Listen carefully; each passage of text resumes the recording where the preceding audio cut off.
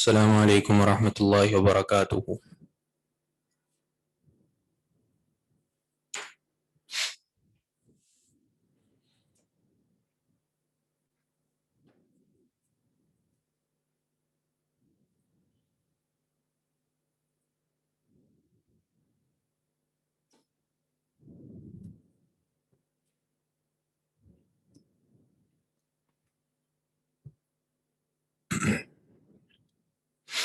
جی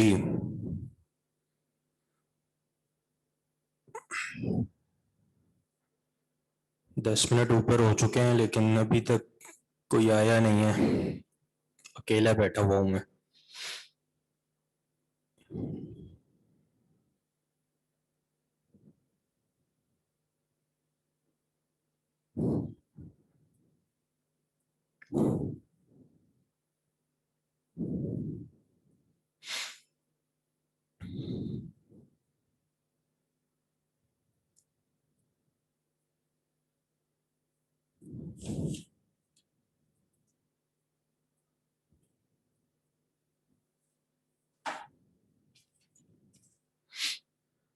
چلیں جی، کسی نے سوال بھیجا کہ حدیث نمبر 23 کا ترجمہ ریپیٹ کر دیں تو ٹھیک ہے۔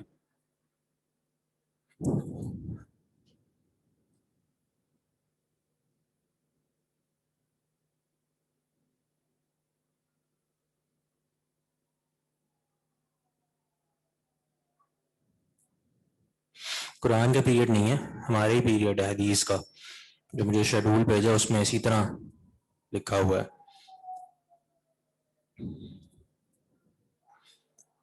حدیث نمبر 23 کا ترجمہ سن لیں پھر۔ الرخصۃ فی ذالک فی البیوت، یہ باب قائم کیا امام نسائی نے کہ اس طرح کرنے کے بارے میں رخصت ہے گھروں میں۔ فی ذالک، اس طرح یعنی قبلے کی طرف چہرے رخ ہو کر یا اس کی طرف پیٹ کر کے قضاء حاجت کرنا، اس بارے میں رخصت ہے فی البیوتی، کہ جب اس طرح گھروں میں کیا جائے۔ اور حدیث عبداللہ بن عمر رضی اللہ عنہما سے وہ کہتے ہیں لقد ارتقیت، تحقیق میں چڑھا، علی ظہر بیتنا، ہمارے گھر کی چھت پر، فرأیت رسول اللہ صلی اللہ علیہ وسلم، میں نے دیکھا اللہ کے رسول صلی اللہ علیہ وسلم کو، علی لبنتین، 2 اینٹوں پر آپ بیٹھے ہوئے تھے، یعنی دونوں اینٹوں پر اپنے پاؤں رکھ کے بیٹھے ہوئے تھے، مستقبل بیت المقدس، بیت المقدس کی طرف چہرہ رخ کر کے، لحاجتہ، اپنی حاجت کے لیے۔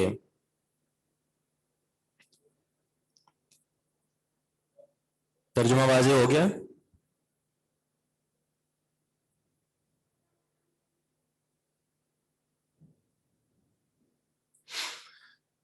جو آپ لوگوں کا شیڈول مجھے بھیجا گیا ہے اس میں اس طرح ہے کہ 6 سے 7 حدیث کی کلاس ہے یہ والی، اور 7 سے 8 قرآن کی کلاس ہے، اور 8 سے 9 عقیدے کی کلاس ہے۔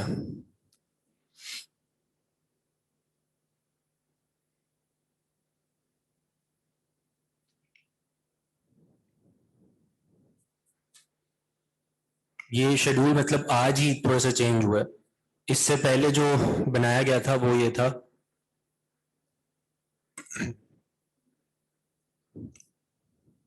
اس میں یہ تھا کہ میرے پاس دونوں پیریڈز آپ کے تھے، یعنی 6 سے 7 اور 7 سے 8، یہ دونوں میرے پاس تھے، یعنی ایک شیخ عدیل کا تھا، یعنی 6 سے 7 والا شیخ عدیل کا تھا، 7 سے 8 میرا حدیث کا جو ہم پڑھتے ہیں اس طرح۔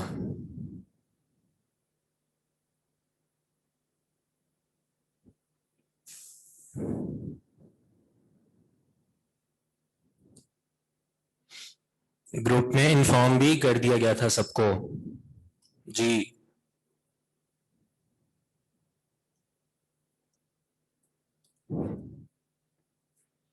تو آگے پڑھیں ہم. میرے سامنے تو کوئی ہے ہی نہیں آن سائٹ میں.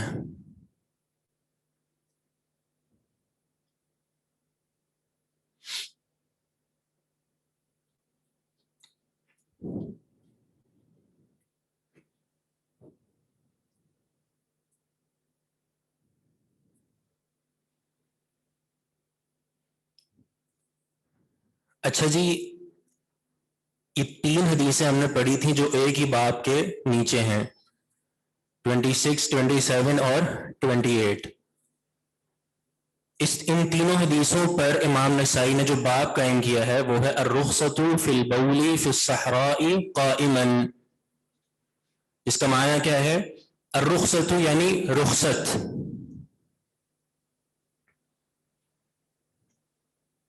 فی البول پیشاب کرنے کے بارے میں، فی الصحراء کھلی فضا میں، قائما کھڑے ہو کر.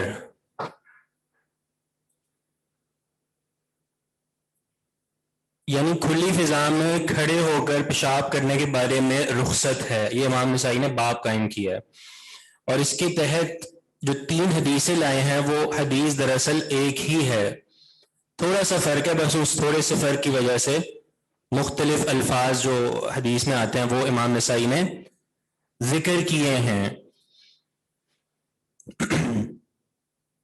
اور آپ کو یہ پتہ ہے کہ امام نسائی کی یہ عادت ہے کہ امام نسائی تکرار بھی ذکر کرتے ہیں. تکرار کا مطلب کہ حدیث ایک ہی ہوتی ہے لیکن کچھ مختلف الفاظ آ جاتے ہیں، سند تھوڑی بہت مختلف ہوتی ہے، یا کسی اور وجہ سے امام نسائی حدیث کو مکرر بھی لاتے ہیں.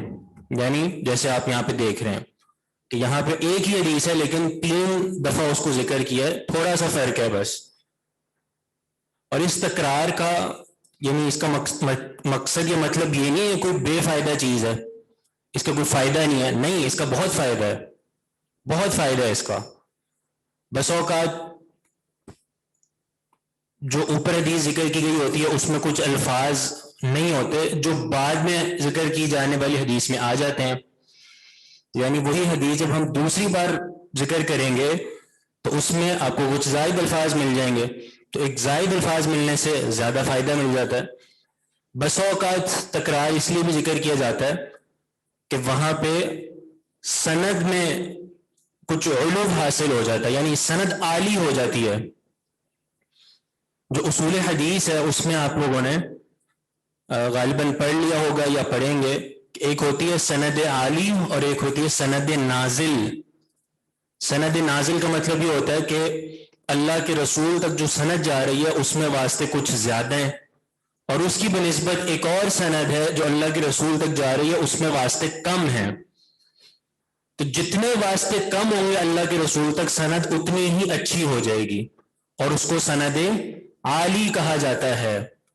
تو بس اوقات سند عالی کے لیے بھی تکرار لایا جاتا ہے، بالخصوص اس طرح امام بخاری بہت زیادہ کرتے ہیں. امام بخاری کی عادت ہے کہ امام بخاری سند عالی کو حاصل کرنے کے لیے حدیث کو مکرر لاتے ہیں، دوبارہ لاتے ہیں کہ بھئی ایک حدیث یہ ہو گئی اور اسی طرح کی ایک اور حدیث ہے، اس کو اس لیے ذکر کیا جاتا ہے کیونکہ اس کی سند جو ہے وہ عالی ہوتی ہے.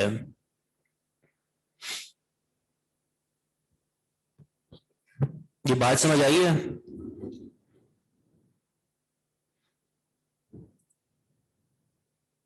سند کیا ہے؟ سند مطلب وہ جو سلسلہ ہے جو اللہ کے رسول تک جاتا ہے اسے کہتے ہیں سند. ٹھیک ہے، تو نازل مطلب واسطے زیادہ ہیں. مثال کے طور پر امام بخاری سے لے کر اللہ کے رسول تک واسطے ہیں 4، پھر ایک اور سند ہو اس میں امام بخاری سے لے کر اللہ کے رسول تک واسطے ہوں 3. تو ان دونوں سندوں میں بہتر سند کون سی ہے؟ جس میں واسطے کم ہیں. 4 والی سند کو نازل کہیں گے. نازل یہ ہوتی ہے عالی اور یہ نازل. عالی علو سے نکلا ہے یعنی بلند سند ہے. مقام کے اعتبار سے جو عالی سند ہوتی ہے جس میں واسطے کم ہوتے ہیں وہ دراصل بلند ہے کیونکہ اس کا مقام بلند ہے دوسری سند کی بنسبت. اور جو دوسری سند ہے جس کو ہم کہتے ہیں نازل وہ ہے نزول سے. نزول کا معنی نیچے آنا. تو تو یہ عالی سند کے بنسبت نیچے ہے، نزول میں ہے، اس کا درجہ کم ہے. کیوں؟ کیونکہ اس میں اللہ کے رسول تک واسطے زیادہ ہیں، اس میں اللہ کے رسول تک واسطے زیادہ ہیں. تو اس لیے بھی تکرار کو ذکر کیا جاتا ہے.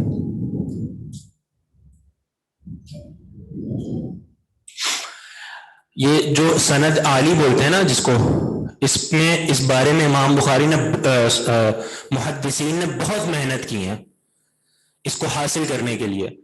یعنی صرف ایک واسطہ کم کرنے کے لیے، واسطہ کم کرنے سے مطلب یہ کہ ایک جو ہے وہ ایک راوی کم کرنے کے لیے کئی طویل سفر کیے ہیں.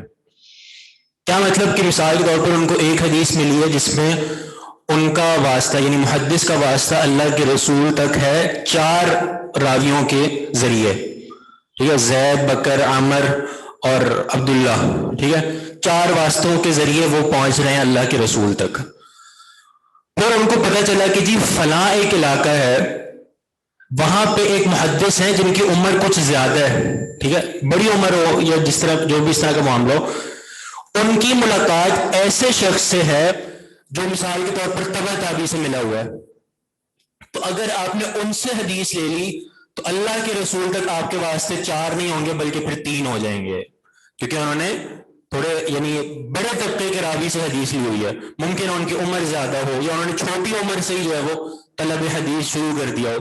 تو اس وجہ سے فلاں علاقے میں اگر ان کو پتہ چلے کہ وہاں سے مجھے سند عالی مل سکتی ہے، یہ واسطے اللہ کے رسول تک کم ہو جائیں گے، تو وہ صرف ایک واسطے کو کم کرنے کے لیے اتنا دور دراز سفر کر کے جاتے تھے کہ وہ واسطہ کم ہو جائے اور اللہ کے رسول تک جو میرا تعلق ہے وہ کم سے کم بن جائے. یہ سند عالی جو محدثین جس کو حاصل کیا کرتے تھے، دور دراز سفر کرتے تھے اس کے لیے.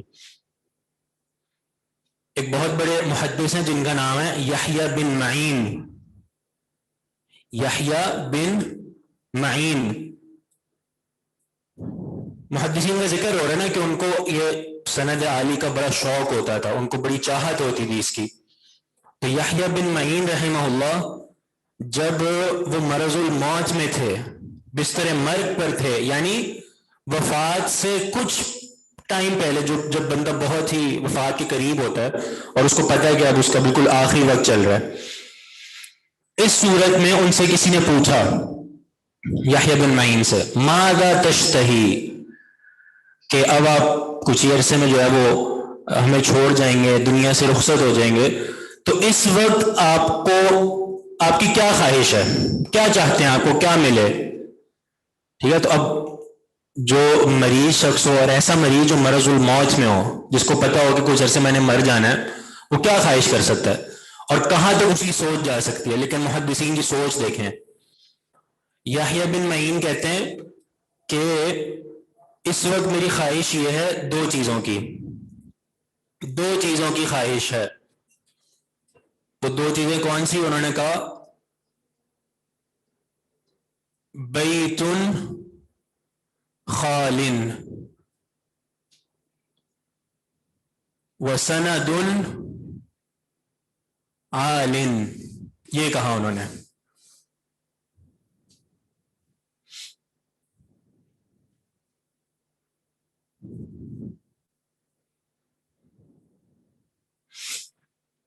جی بالکل، بیت خال وسند عال. انہوں نے کہا میری یہ خواہش ہے اس وقت. کیا مطلب اس کا؟ بیت خال، کہ میں یہ چاہتا ہوں کہ خالی گھر مجھے مل جائے، اس میں اور کوئی نہ ہو، ٹھیک ہے، خالی گھر ہو، خلوت ہو، اور وہاں پہ میرے ساتھ کوئی نہ ہو، بس میں ہوں اور میرا رب ہو، میرا اور میرے رب کا تعلق ہو. اور دوسری چیز جس کی خواہش ہے وہ ہے وسند عال، عالی سند، سند عالی سند کی خواہش ہے. دیکھیں مرض الموت میں ہے، فوت ہونے والے ہیں، لیکن خواہش کس بات کی کر رہے ہیں؟ سند عالی، کہ مجھے سند عالی مل جائے اور میرا واسطہ اللہ کے رسول تک کم سے کم ہو جائے. ان کا نام ریپیٹ کر دیں، یحییٰ بن معین.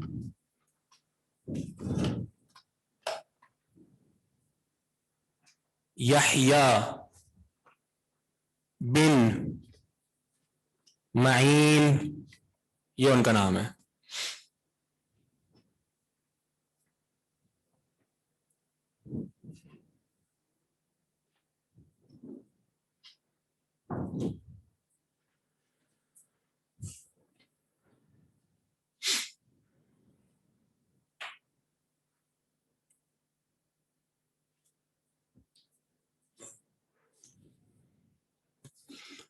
تو آپ لوگوں کی بات سمجھ آ گئی سند عالی اور سند نازل کیا ہوتا ہے؟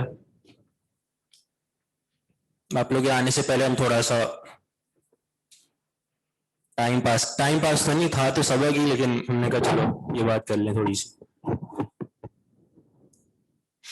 تو خلاصہ کیا ہوا کہ سند عالی وہ سند جس میں اللہ کے رسول تک واسطے کم سے کم ہوں. ٹھیک ہے، جیسے 3، یعنی جیسے مثال کے طور پر امام بخاری کے پاس ہو 2 سندیں. ٹھیک ہے، امام بخاری کے پاس ہو 2 سندیں. ٹھیک ہے، 2 سندیں، ایک یہ ہو اور ایک یہ ہو. ٹھیک ہے، اس سند میں اللہ کے رسول تک 3 واسطے ہیں اور اس سند میں اللہ کے رسول تک امام بخاری کے 4 واسطے ہیں. تو کون سی سند سند عالی ہوگی؟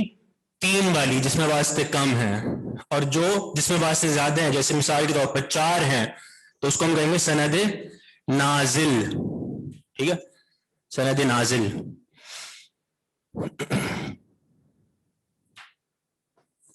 تو عرض کرنے کا مقصد یہ، ہم یہ بتا رہے تھے، ہم نے جو ابھی کل جو ہم نے حدیثیں پڑھی ہیں 3، ٹھیک ہے، ایک ہی راوی سے حدیث ہے حذیفہ، اور مطلب بھی تینوں کا ایک ہی ہے، اور ان کو تکرار کے ساتھ امام نسائی نے ذکر کیا. میں یہ ذکر کر رہا تھا کہ جو حدیثوں کا تکرار کیا جاتا ہے یہ کوئی فضول بات نہیں ہے کہ ایسی شوق سے بس کر دیا تکرار، نہیں، اس کے بہت سے فوائد ہوتے ہیں. ٹھیک ہے، ایک بڑا فائدہ یہ کہ پہلی حدیث میں مثال کے طور پر کچھ لفظ نہیں آ رہے، دوسری حدیث میں کچھ اور مزید لفظ آ گئے، تو مزید الفاظ کا فائدہ ہو گیا نا، ایک مزید علم آپ کے پاس آ گیا. ٹھیک ہے، جیسے اس حدیث میں مثال کے طور پر مسح علی خفیہ کے ذکر الفاظ نہیں ہیں. ٹھیک ہے، اوپر جو 2 آپ نے پڑھی ہیں، لیکن جو تیسری والی حدیث ہے اس میں آپ نے پڑھ لیا مسح علی خفیہ کے الفاظ ذکر کیے ہیں. کس نے؟ سلیمان نے. سلیمان نے اپنی حدیث میں مسح علی خفیہ کے الفاظ ذکر کیے، تو آپ کو ایک مزید فائدہ آ گیا. تو یہ فائدہ ہوا نا تکرار کا. تو زائد الفاظ ایک فائدہ ہوتا ہے تکرار کو ذکر کرنے کا، اور ایک اور فائدہ ہوتا ہے جو کہ ہم نے یہاں پہ ذکر کیا ہے، عالی سند. مثال کے طور پر محدث نے 2 حدیثیں ذکر کی، پہلی حدیث میں اللہ کے رسول تک 4 واسطے ہیں، دوسری حدیث ذکر کی اس میں اللہ کے رسول تک 3 واسطے ہیں. ان دونوں میں سے بہتر کون سی ہوگی؟ جس میں کم واسطے ہوں. یعنی اللہ کے رسول تک جتنے کم واسطے ہوں گے اتنا ہی وہ سند، اس کو کہیں گے عالی. عالی کا مطلب ہوتا ہے علو سے، یعنی بلند ہے یہ سند، حالانکہ واسطے کم ہے لیکن بلند سند ہے. اور نازل وہ سند جو نزول میں ہے، نیچے ہے. نیچے ہے کیوں؟ کیونکہ اس میں اللہ کے رسول تک واسطے زیادہ ہیں. ٹھیک ہے، تو یہ تھوڑا سا ایک معنی ہے دونوں کا. تو یہ ایک وجہ ہوتی ہے تکرار کو ذکر کرنے کا. سند نازل ریپیٹ کر دیں، سند نازل وہ سند جس میں اللہ کے رسول تک واسطے زیادہ ہیں. آپ کے آنے سے پہلے ہم نے ان کو بتایا تھا کہ یہ سند عالی اور نازل ہوتی کیسے ہے. ٹھیک ہے، سوال ہے نا ایک کہ بھئی کیسے آپ کہہ سکتے ہیں کہ اللہ کے رسول تک واسطے جو ہے نا وہ ایک ہی شخص کے ایک سند میں زیادہ ہیں ایک سند میں کم ہے. اس کی ہم نے وجہ بتائی.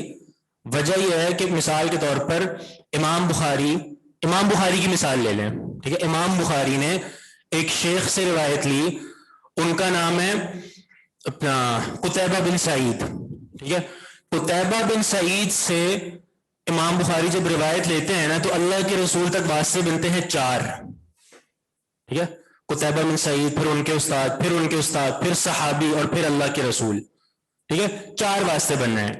پھر امام بخاری کی ملاقات ہوئی ایک اور استاد سے جو ممکن ہے عمر میں بہت زیادہ بڑے ہوں. ٹھیک ہے، جسے ہم کہتے ہیں کہ معمر شخص، بڑی عمر والا. تو جو بڑی عمر والا محدث ہوگا ظاہر ہے اس نے کسی دور والے راوی سے ملاقات کی ہوگی نا، ہے نا؟ ایسے ایک شخص کی عمر ہو 30 سال، ٹھیک ہے، ایک محدث کی، دوسرے محدث کی عمر ہو 70 سال، تو یہ 70 سال والے کی ملاقات کس سے ہوئی ہوگی؟ زیادہ دور والے راوی سے، جس کی ملاقات 30 سال والے سے نہیں ہوئی، ٹھیک ہے؟ تو یہ ایک ایڈوانٹیج ہے نا بڑی عمر کا. تو ایک بڑی عمر والے محدث سے امام بخاری کی ملاقات ہو گئی. مثال کے طور پر مکی بن ابراہیم امام بخاری استاد ہیں، اور ایک اور امام بخاری استاد ہیں جن کا نام ہے، امام بخاری کے ایک اور استاد ہیں ان کا نام ہے ابو عاصم النبیل. یہ وہ اساتذہ ہیں، یعنی مکی بن ابراہیم اور ابو عاصم النبیل امام بخاری کے وہ اساتذہ ہیں جن سے امام بخاری 3 واسطوں سے اللہ کے رسول تک پہنچ جاتے ہیں. یعنی صرف مکی بن ابراہیم یا ابو عاصم النبیل کا واسطہ، پھر ایک تبع تابی کا واسطہ، صحیح ہے؟ نہیں، تابی کا، ابو عاصم النبیل، پھر تابی کا واسطہ، پھر صحابی کا واسطہ، اور پھر اللہ کے رسول. 3 واسطے، ٹھیک ہے؟ بات سمجھ آ رہی ہے؟ یعنی ابو عاصم النبیل یوں سمجھو کہ تبع تابی ہیں. تبع تابی کس سے روایت کر رہا ہے؟ تابعی سے. تابعی کس سے روایت کر رہا ہے؟ صحابی سے. اور صحابی اللہ کے رسول سے.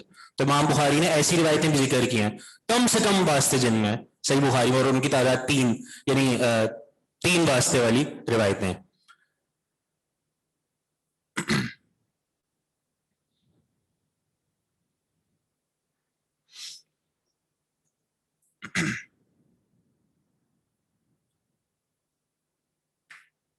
تو یہ حدیثیں ہم نے جو پڑھی ہیں 3، جن کا تعلق ہے الرخصۃ فی البول فی الصحراء قائما، کہ کھلی فضا میں کھڑے ہو کر پیشاب کرنے کے بارے میں رخصت کا ذکر ہے یہاں پہ. اور حدیث کیا لائے ہیں کہ اللہ کے رسول نے سباتۃ قوم، سباتۃ قوم کیا معنی؟ کچرا کنڈی، قوم کی کچرا کنڈی، وہاں پہ جا کے اللہ کے رسول نے کیا کیا؟ کھڑے ہو کر پیشاب کیا. تینوں حدیثوں میں یہی ذکر ہے. تیسری حدیث میں مسح علی خفیہ کے الفاظ کا اضافہ ہے، ٹھیک ہے؟ یعنی مسح علی خفین بھی کیا آپ نے.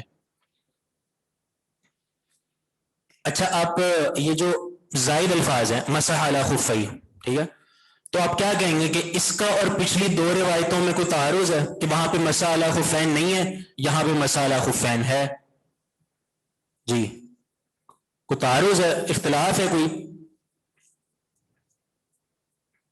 نہیں، اس کو اختلاف نہیں کہتے، اس کو اختلاف نہیں کہتے. اس کو کیا کہتے ہیں؟ اس کو کہتے ہیں زیادت الثقہ. اصول حدیث کی ایک اور اصطلاح ہے زیادت الثقہ، ثقہ کی زیادت.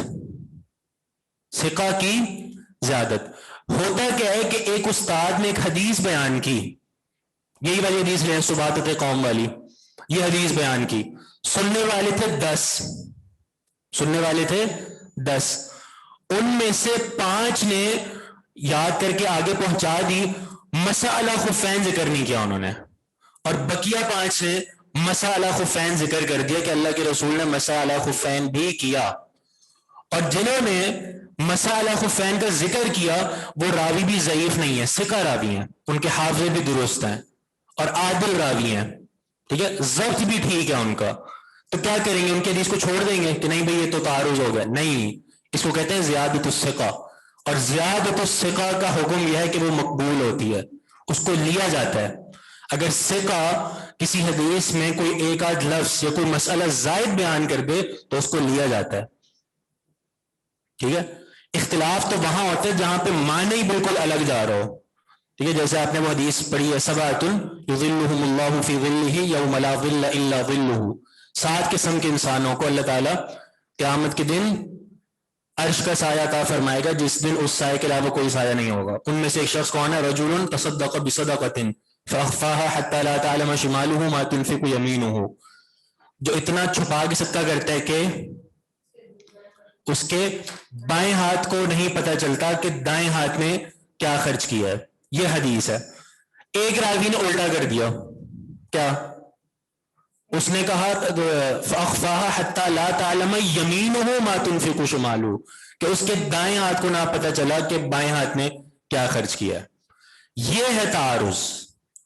یہاں پہ اب اختلاف ہو گیا، اور یہاں پہ ہم نے کیا کرنا ہے، ثقہ کی روایت کو لے لیں گے، ٹھیک ہے، اور جو اس سے کم ثقہ جو اس کی مخالفت کر رہا ہے، یا اس طرح کریں گے کہ جو زیادہ ثقات روایت کر رہے ہیں ان کی روایت کو لے لیں گے، اور جو ایک آدھ راوی جس سے غلطی ہوئی ہے اس کو ضعیف کر دیں گے۔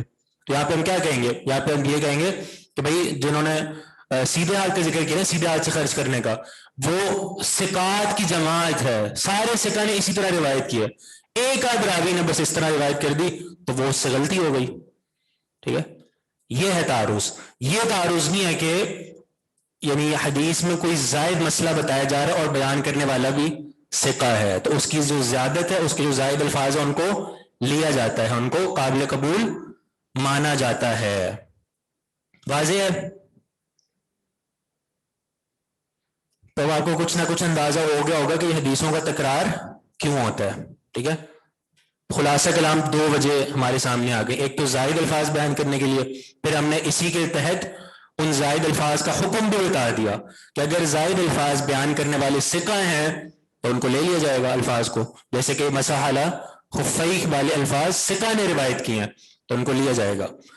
اور تکرار کو ذکر کرنے کی دوسری وجہ سند عالی کا حصول، ٹھیک ہے، پہلے سند ذکر کر دی وہ سند نازل تھی، 4 واسطوں سے پہنچ رہے تھے اللہ کے رسول تک، دوبارہ ایک اور روایت ذکر کی، اس کے الفاظ بھی تقریباً وہی ہیں لیکن اس کو ذکر کرنے کا مقصد سند عالی کا حصول، کہ بھئی اب محدث کے پاس سند عالی ہے کہ وہ اب 3 واسطوں سے اللہ کے رسول تک پہنچ رہا ہے۔ بارک اللہ فیک۔ البول فی البیت جالسا، یہ دوسرا باب ہے جو اب شروع ہو رہا ہے۔ اس کی عبارت پڑھنی ہے میرے خیال، کون پڑھے گا؟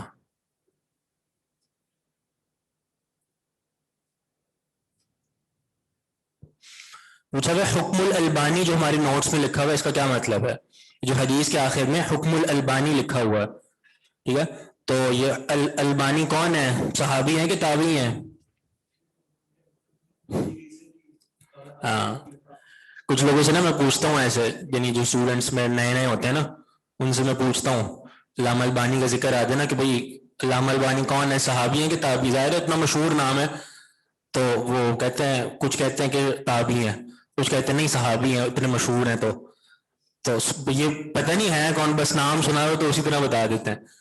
تو علامہ البانی تقریباً 96-95 میں ان کا انتقال ہوا ہے رحمہ اللہ، تو انہوں نے کام کیا حدیث کی تحقیق کا، بہت زیادہ حدیث کی تحقیق کا کام کیا انہوں نے، یعنی حدیث کو صحیح ضعیف کو الگ الگ کیا، اور اس پر ان کی 2 مایہ ناز بڑی کتابیں ہیں۔ کون کون سی؟ صحیح اور ضعیف پر جو انہوں نے لکھی ہیں، پتہ ہے کسی کو؟ حدیث صحیح پر انہوں نے لکھی ہے جہاں پہ انہوں نے صحیح حدیثوں کو جمع کیا، سلسلۃ الاحادیث الصحیحہ، سلسلہ صحیحہ اس کو یعنی اختصار کے ساتھ سلسلہ صحیحہ کہہ دیتے ہیں، فتح الباری نہیں، فتح الباری ابن حجر کی ہے، سلسلۃ الاحادیث الصحیحہ، اس میں انہوں نے صحیح حدیثوں کو ذکر کیا، اور ضعیف حدیثوں کے لیے الگ کتاب لکھی اور اس کا انہوں نے کیا نام رکھا، سلسلۃ الاحادیث الضعیفہ بالموضوعہ۔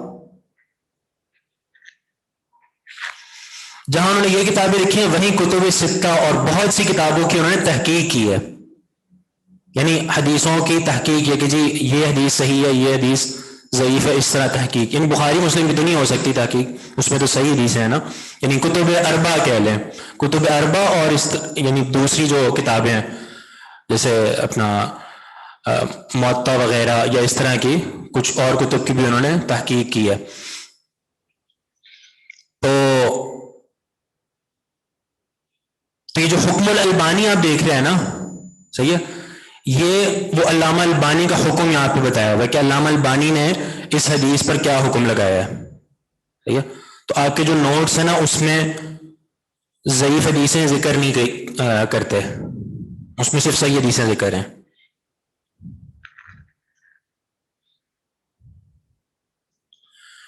شاہ صاحب کے ہم اثر اور والد صاحب کے بھی تھے، جی شاہ صاحب کے ہم اثر ہیں. شاہ صاحب سے مراد شیخ بدیع الدین شاہ راشدی رحمہ اللہ، ان کے ہم اثر ہیں بالکل.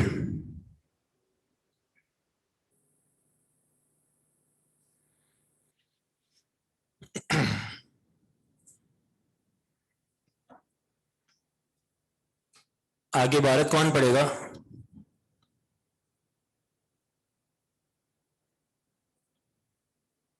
آپ پڑھیں سعید صاحب. آپ کا میں وہ انمیوٹ کر رہا ہوں آپ کو.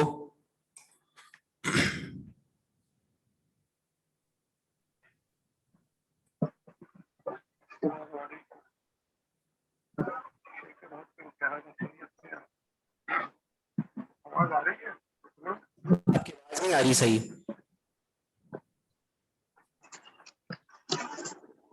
السلام علیکم. وعلیکم السلام ورحمۃ اللہ. الرحمن الرحیم. البول فی البیت جالسا. عن جی عائشة قال من حدثكم أن رسول الله صلى الله عليه وسلم بال قائما فلا تصدق ما كان يبول إلا جالسا. سنس بارک اللہ فیک.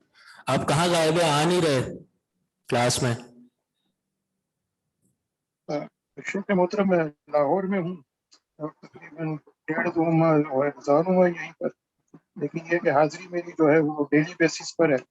صحیح ہے. جی جی وہ اور تو ہے. آپ کے جو ٹھیک ہے. بارک اللہ فیک. انشاءاللہ ملاقات ہوگی جلد. جی البول فی البیت جالسا، پیشاب کرنا گھر میں جالسن بیٹھ کر، کھڑے ہو کر نہیں، بیٹھ کر. کھڑے ہو کر تو قائمن ہے نا، جالسن بیٹھ کر.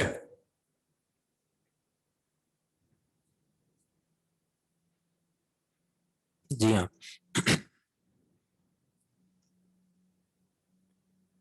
پیشاب کرنا فی البیتی گھر میں جالسن بیٹھ کر. یہ جالسن منصوب کیوں ہے؟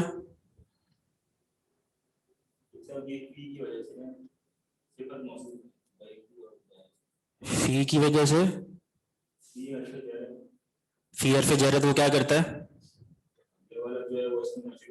البیتی مجرور ہے. ٹھیک ہے.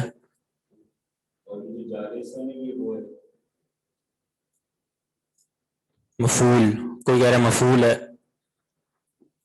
بہت ساروں نے صحیح جواب بھی دیا ہے، اور یہ بات بار بار آ بھی چکی ہے، پچھلے باب میں بھی آئی ہے. قائمن میں حال ہے، حالت بتائی جا رہی ہے نا. پیشاب کرنا فی البیتی گھر میں جالسن ای حال کونہ جالسن.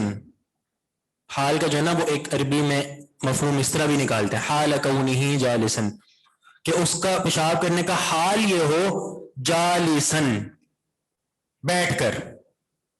ٹھیک ہے، تو حال بتایا جا رہا ہے اور حال منصوب ہوتا ہے.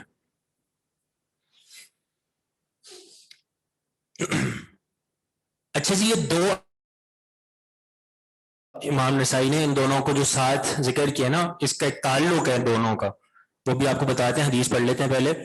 عن عائشہ رضی اللہ عنہا قالت، پوچھا کہ ذوالحال کیا ہے؟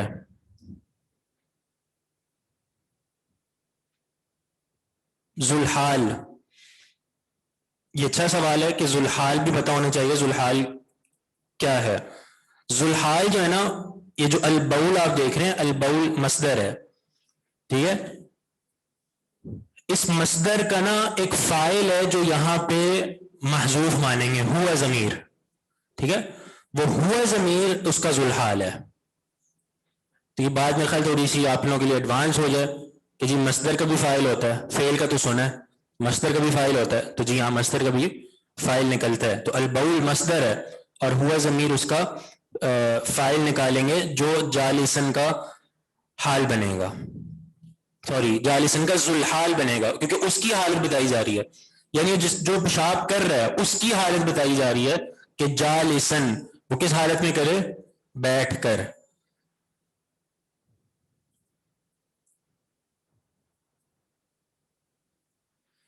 حال ہمیشہ واؤ کے ساتھ آتا ہے یا واؤ کا ہونا لازمی نہیں ہے؟ نہیں، واؤ کے ساتھ نہیں آتا حال. وہ کبھی کبھار ہوتا ہے اس طرح کہ واؤ حالیہ ذکر کیا جاتا ہے، ٹھیک ہے، وہ ایک الگ معاملہ ہے. اس وقت پورا جملہ حال بنتا ہے، اس سے پہلے واؤ آتا ہے، ٹھیک ہے، وہ ایک الگ معاملہ ہے جسے ہم کہتے ہیں واؤ حالیہ، کہ وہاں پہ واؤ حال کے لیے ہے. باقی جو ہے جو عام صورت میں حال لکھا جاتا ہے اس میں واؤ نہیں آتا.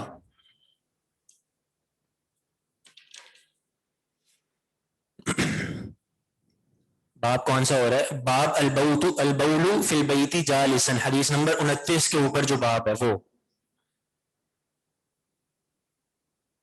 تو گھر میں پیشاب کرنا بیٹھ کر. اس سے پہلے جو امام نسائی نے باب قائم کیا وہ کیا تھا؟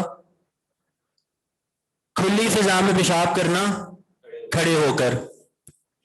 ٹھیک ہے، اب ان دونوں کا آپ نے ذہن میں رکھنا ہے. پہلا باب ہے کھلی فضا میں پیشاب کرنا کھڑے ہو کر، دوسرا باب ہے گھر میں پیشاب کرنا بیٹھ کر. صحیح ہے. اب حدیث پڑھتے ہیں، اس کے بعد پھر ان دونوں کا جو تعلق ہے اور جو مسئلہ ہے اس کو بتاتے ہیں. ان عائشہ، عائشہ رضی اللہ عنہا سے مروی ہے. ان آ رہا عائشہ پہ لیکن جر نہیں آ رہی، کیوں؟ کیونکہ غیر منصرف ہے. اور اگر پوچھا جائے غیر منصرف کے اسباب کون سے ہیں تو کیا اسباب ہوں گے؟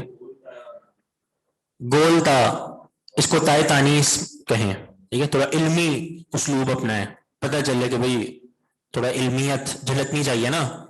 تو گولتا بھی ٹھیک ہے جواب، لیکن آپ اس طرح کہیں کہ بھئی ایک سبب ہے تانیس یعنی مؤنث ہونا، گولتا مؤنث ہی بناتی ہے، تو ایک سبب ہو گیا تانیس اور دوسرا سبب علم کہ یہ نام ہے. ٹھیک ہے، تو غیر منصرف کے دو اسباب یہاں پہ، ایک تو علم کہ یہ نام ہے اور دوسرا تائے تانیس یعنی مؤنث کا نام، تو اس وجہ سے یہ غیر منصرف ہے. تو عائشہ رضی اللہ عنہا سے مروی ہے، وہ فرماتی ہیں من حدثکم، من حدثکم، جو شخص تمہیں یہ بتائے،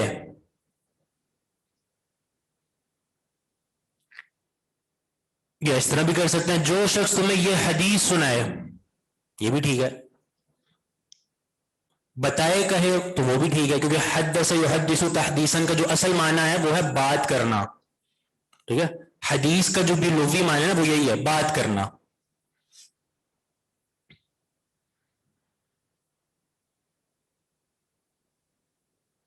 جی، من حدثکم، جو شخص تمہیں یہ بتائے، ان رسول اللہ صلی اللہ علیہ وسلم کے بے شک اللہ کے رسول صلی اللہ علیہ وسلم نے بال قائمن، کیا معنی؟ بالا کا کیا معنی بنے گا؟ پیشاب کیا. قائمن کھڑے ہو کر. فلا تصدقوہ، تو تم اس کی تصدیق نہ کرو، تو تم اس کی تصدیق نہ کرو.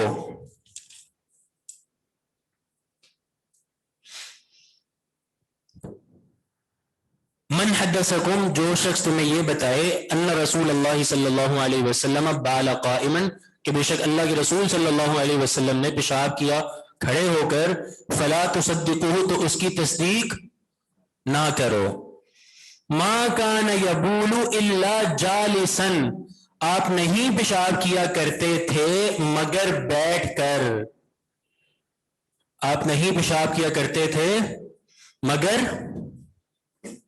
بیٹھ کر.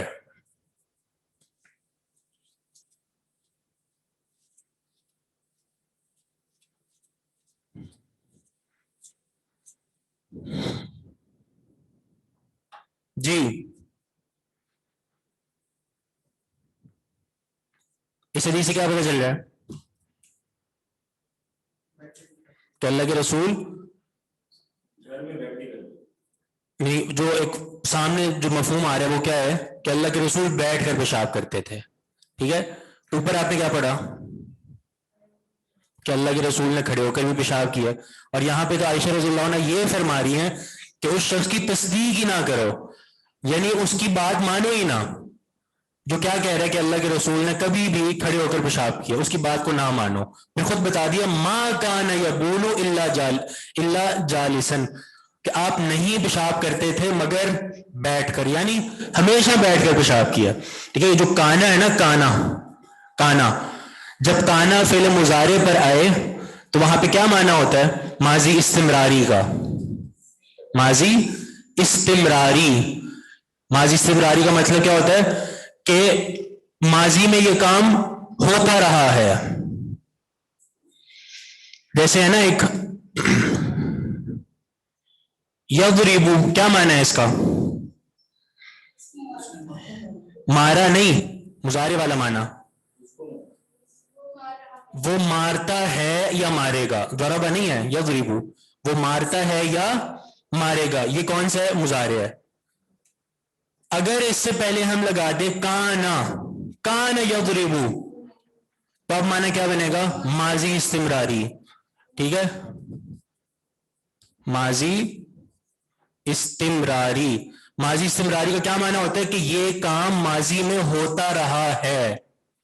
تو اب کان یضربو کا معنی بنے گا کہ وہ مارتا تھا، یعنی مارتا تھا کا مطلب کیا ہوگا کہ ماضی میں وہ مارتا رہا ہے، اس نے بہت مارا ہے، اس نے ماضی میں.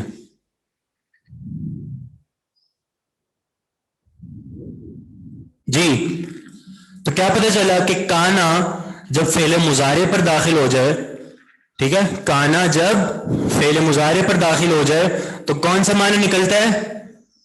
ماضی استمراری، یعنی یہ کام ماضی میں ہوتا رہا ہے. ٹھیک ہے، اب یہاں پہ آپ دیکھ لیں کان یبول، ٹھیک ہے، تو اس سے یعنی یہاں پہ بس فرق یہ ہے کہ کان یبول سے پہلے ما ہے، یعنی آپ نے اس کو نفی میں کرنا ہے، بس زیادہ پریشان ہونے کی ضرورت نہیں ہے. اس میں کان یبول جہاں پہ اس بات والا معنی تھا کہ پیشاب کیا کرتے تھے، بس اس سے پہلے نفی لگا دینی ہے.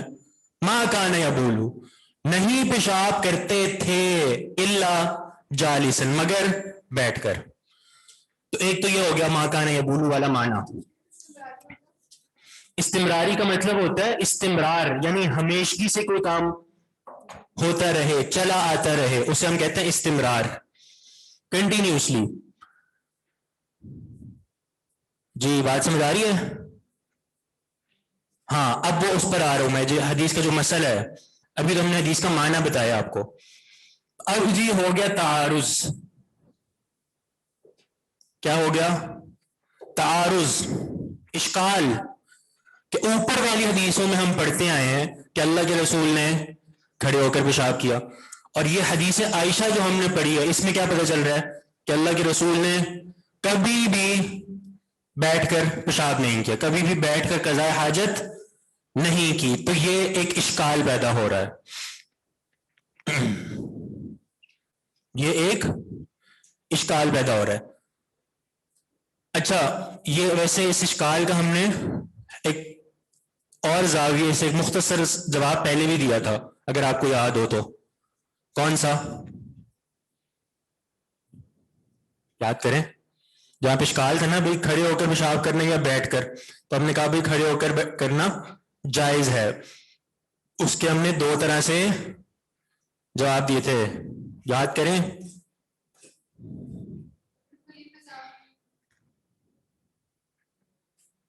جب ہم نے کہا تھا کھڑے ہو کر پیشاب کرنا جائز ہے تو اشکال آیا کہ جی بیٹھ کر کرنا، اور پھر کھڑے ہونے کے خلاف جو حدیثیں آئی ہیں، ٹھیک ہے، کہ کھڑے ہونے کے سے جو منع کیا گیا حدیثوں میں ان کا کیا کریں گے. تو اس پہ ہم نے دو جواب دیے تھے.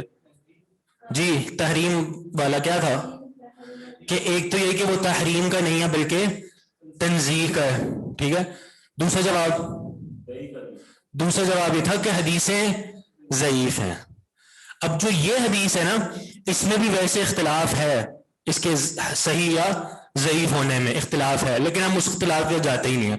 ہم اس حدیث کو صحیح مانیں گے، ہم اس حدیث کو صحیح ہی مانیں گے. حکم الالبانی کیا ہے اس پر؟ صحیح. علامہ البانی نے بھی اس کو صحیح کہا ہے، تو ہم اس کو صحیح ہی مانیں گے. اب ہم یہاں پہ صحیح اور ضعیف کی طرف نہیں جا رہے. اصول وہی ہے کہ جہاں کھڑے ہو کر پیشاب کرنے سے منع کیا وہ روایتیں ضعیف ہیں. یہ والی حدیث اس کا معنی کچھ اور ہے، وہ آپ نے دیکھنا ہے. پہلا معنی اور پہلا موقف وہ ہے جو امام نسائی رحمہ اللہ نے اپنایا ہے، ٹھیک ہے، جس میں امام نسائی نے ان دونوں حدیثوں کے تعارض کو دور کیا. وہ کس طرح؟ وہ اپنے باپ کے ذریعے. کس طرح بتائیں؟ امام نسائی نے اس تعارض کو اپنے باپ کے ذریعے کس طرح دور کیا؟ جی، کہ جہاں پہ جالسن کا ذکر ہے وہاں پہ گھر کا ذکر ہے، اور جہاں پہ قائمن کا ذکر ہے تو وہ صحرا. تو پہلا موقف ہو گیا کس کا؟ امام نسائی رحمہ اللہ کا. انہوں نے کیا کہا؟ یہ میں جلدی میں اشارہ کر رہا ہوں، آپ لوگ اس کو یعنی سمجھ لیجیے گا. جالسن جو ہے وہ گھر میں، اور قائمن کہاں پہ؟ صحرا، یعنی کھلی فضا.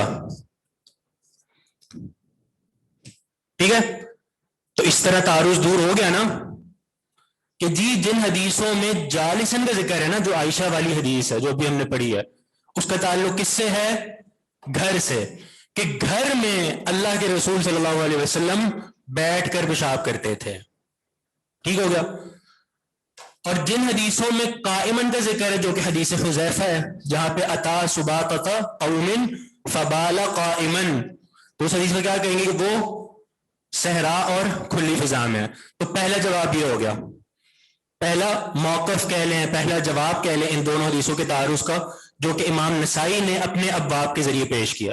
کہ پہلے انہوں نے باب قائم کیا الرخصۃ فی البول فی الصحراء قائما، کہ جی کھڑے ہو کر اگر پیشاب کرنا ہے تو اس کی رخصت صرف فی الصحراء ہے، باہر، گھر سے باہر. اور اگر دوسرا باب قائم کیا البول فی البیت جالسا، کہ گھر میں پیشاب کرنا ہے تو اس میں بیٹھ کر ہی کرنا ہے، اور اس میں اللہ کے رسول کی یعنی عمل بھی پیش کری عائشہ رضی اللہ عنہا سے.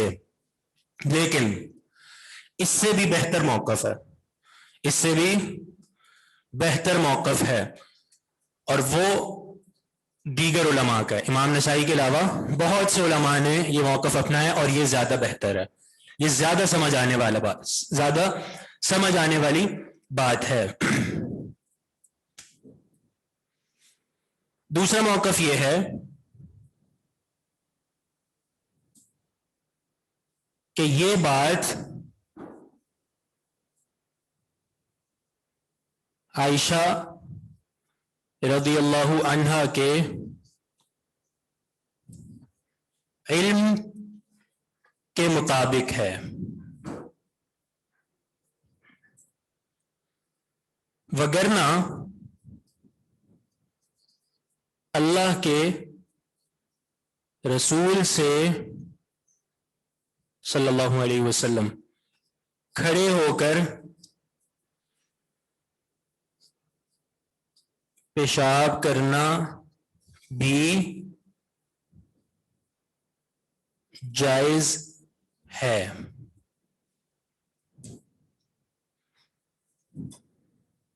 توبہ.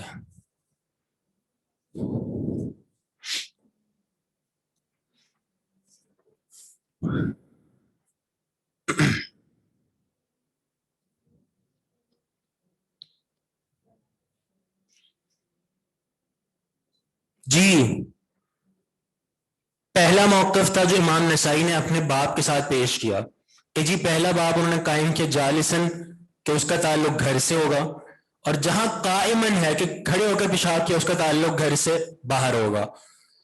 تو اب اس کو اگر ہم دیکھیں نا دقت سے تھوڑا غور کر کے، تو اس فرق کی نا کوئی واضح دلیل نہیں ہے ہمارے پاس کہ ہے کسی اور صحابی نے کوئی اس طرح کا فتویٰ دیا ہو، یا اللہ کے رسول نے کوئی اشارہ دیا ہو اس بات کا کہ جی اگر گھر میں کر رہے ہو تو بیٹھ کے کرو، گھر سے باہر کر رہے ہو تو کھڑے ہو کر سکتے ہو. اس طرح کا کوئی اشارہ یا دلیل نہیں ہے. تو یہ بات کہنا یعنی امام نسائی کا جو موقف ہے نا اس بارے میں، یہ کچھ زیادہ مضبوط معلوم نہیں ہوتا یہاں پہ.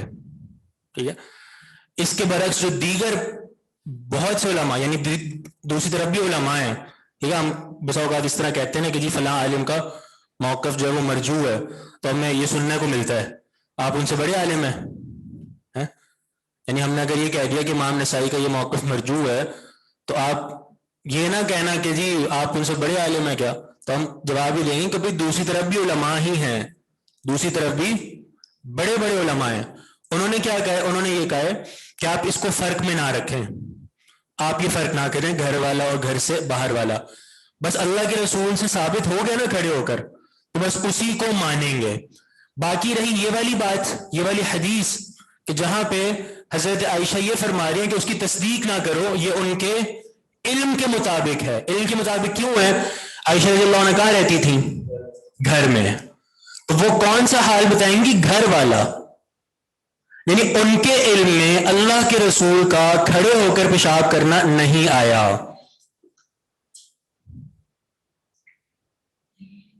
بورڈ پڑھ دیں پلیز. ہاں یار پڑھنا ضروری ہے کیونکہ جو لکھا ہوا ہے مجھے بھی سمجھ نہیں آ رہا.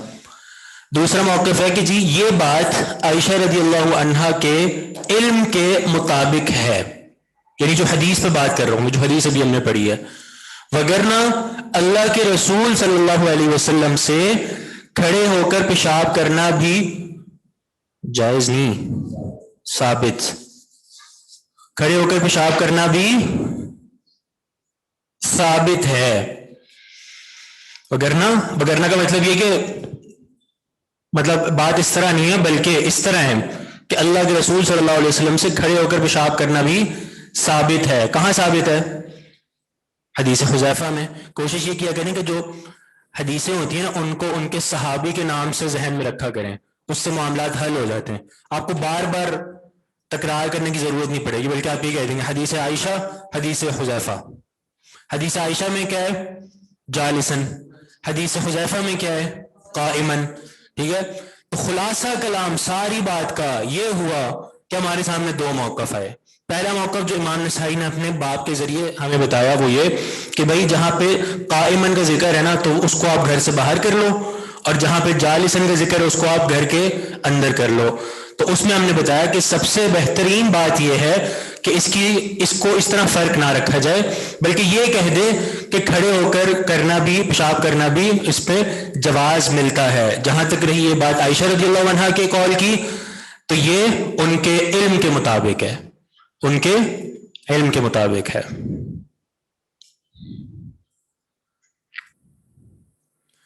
گھر میں واش روم نہیں ہوتے تھے لیکن یعنی باقاعدہ تو یہ صورت نہیں تھی، لیکن پھر بھی کچھ نہ کچھ معاملہ بن جاتا. جیسے آپ نے وہ حدیث پڑھی ہے عبداللہ بن عمر والی کہ چھت پر چڑھے، تو اس طرح کا یعنی کبھی کبھار ہو جاتا تھا معاملہ.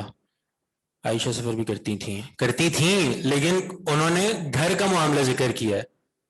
ٹھیک ہے. یعنی ہر وقت تو باہر نہیں رہتی تھی نا، سفر کے لیے اگر جانا ہو یا کوئی اس طرح کا معاملہ ہو تب تو ہوتا تھا.